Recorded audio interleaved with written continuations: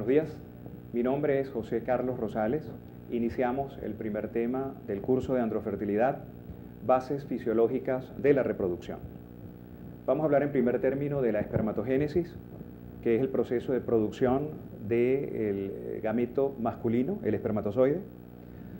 Es un proceso en el que las células inmaduras espermatogonias transcurren por un proceso de proliferación, maduración, en el que se van a transformar de células diploides a células haploides, verdaderos gametos, y esta reducción de la carga cromosómica se da por el proceso de meiosis. La espermatogénesis es, por tanto, la gametogénesis masculina. Se produce en la gónada masculina el testículo. El testículo y el ovario tienen dos funciones, como sabemos, una función endocrina y una función exocrina. La función endocrina consiste en la producción de los esteroides sexuales y la función exocrina consiste en la maduración y producción de los gametos. En el testículo existe un sistema de túbulos arrollados. En dichos túbulos se verifica la espermatogénesis y en el tejido intersticial entre ellos se encuentran las células productoras de testosterona, que son las células de Leydig. La principal célula del túbulo seminífero es la célula de Sertoli. Es una célula nodriza de las células germinales masculinas. En la pared del túbulo encontramos, en la parte distal de la pared, células mioides peritubulares. En todas las especies encontramos una membrana basal. Luego el citoplasma de la célula de Sertoli, aquí podemos ver su núcleo, y transcurriendo entre las uniones estrechas de dos células de Sertoli se encuentran las células progenitoras, espermatogonias, espermatocitos, espermátides y finalmente espermatozoides. Aquí podemos ver que hacia la luz del túbulo se encuentran las células maduras, el espermatozoide, mientras que en la periferia las células madre y las células progenitoras más inmaduras, las espermatogonias. Aquí podemos ver un corte histológico, podemos apreciar el músculo liso que rodea cada túbulo, podemos ver también en el intersticio algunas células con gránulos refringentes, que son las células de Leydig, como dijimos, productoras de testosterona, y podemos ver núcleos de la célula de Sertoli y una gran cantidad de núcleos y citoplasma visible, que son las células progenitoras, que, como digo, transcurren entre las uniones estrechas de las células de Sertoli, que son la pared propia del túbulo. Hay muchas células. Las células que se encuentran en la periferia del túbulo son inmaduras, las espermatogonias. Luego transcurren células en el espesor del túbulo que están en proceso de maduración, de meiosis. Y finalmente, células más pequeñas de un citoplasma modificado, que son las espermátides, para finalmente aparecer los espermatozoides hacia la luz.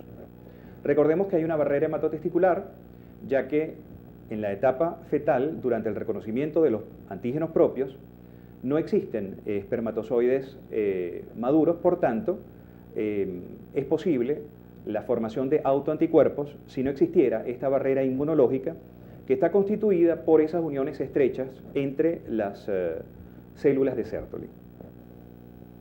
La fase de la espermatogénesis son dos.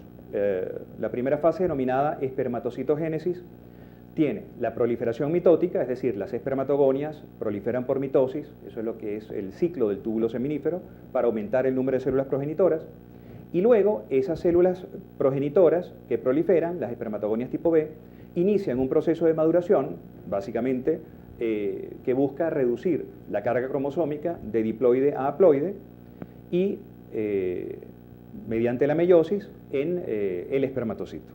Esa es la fase de maduración. Entonces, esa fase espermatocitogénica tiene proliferación mitótica y luego maduración. Finalmente, se producen una serie de cambios nucleares y citoplásmicos para conducir de una célula esférica a una célula como es el espermatozoide de cabeza oval con un flagelo, una célula mótil. Ese proceso, que inicia en la espermátide, se conoce como espermiogénesis.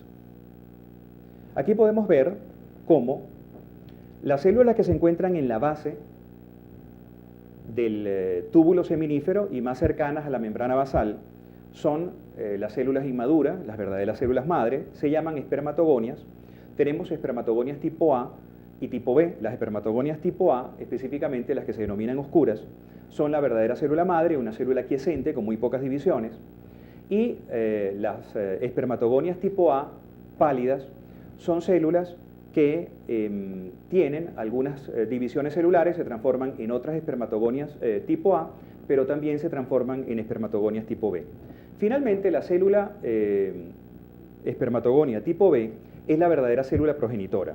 Es una célula que durante varios días va a tener varios procesos de división celular, de mitosis para aumentar el número de progenitores, y finalmente va este grupo de células que ha sido por mitosis expandido, va a iniciar meiosis. Luego de este proceso de maduración, cada espermatogonia tipo B se transforma en espermatocito primario para iniciar el proceso de meiosis. En este proceso de meiosis, recordemos que hay dos fases, la meiosis 1, que está precedida por replicación del ADN, y la meiosis tipo 2 no tiene replicación del ADN previa, por tanto, de una célula progenitora pasamos a dos células hijas en la meiosis 1 y finalmente a 4 espermátides que han cumplido la meiosis 2 y que, como podemos ver, son células haploides. Es importante recordar en la meiosis que uno de los objetivos de la meiosis es, durante la profase de la primera división meiótica, llevar a cabo el entrecruzamiento cromosómico, que produce una variabilidad genética con individuos totalmente distintos, ya que las cromátides de origen materna o paterna se entrecruzan en ciertas áreas y por tanto generan un cromosoma totalmente diferente y único en los gametos, ¿no? Por eso la importancia de la primera división meiótica durante la profase, lo que se denomina el crossing over o el entrecruzamiento genético. Aquí podemos ver entonces en el proceso de maduración cómo la espermatogonia, después del proceso de proliferación, se transforma en espermatocito primario, una célula más grande, con un núcleo más grande, y durante esa fase de meiosis 1 se transforma entonces a espermatocito secundario. Cuando culmina la meiosis, a espermátide, que son células haploides. Vemos que de una espermatogonia tipo B obtenemos que se transforma en un espermatocito primario, pero luego en dos espermatocitos secundarios, y cada espermatocito secundario, al transcurrir por la segunda división meiótica, se transforma a su vez en dos espermátides, de forma tal que de una célula germinal obtenemos finalmente 4 espermátides que, como veremos por el proceso de espermiogénesis, se transforman en espermatozoides.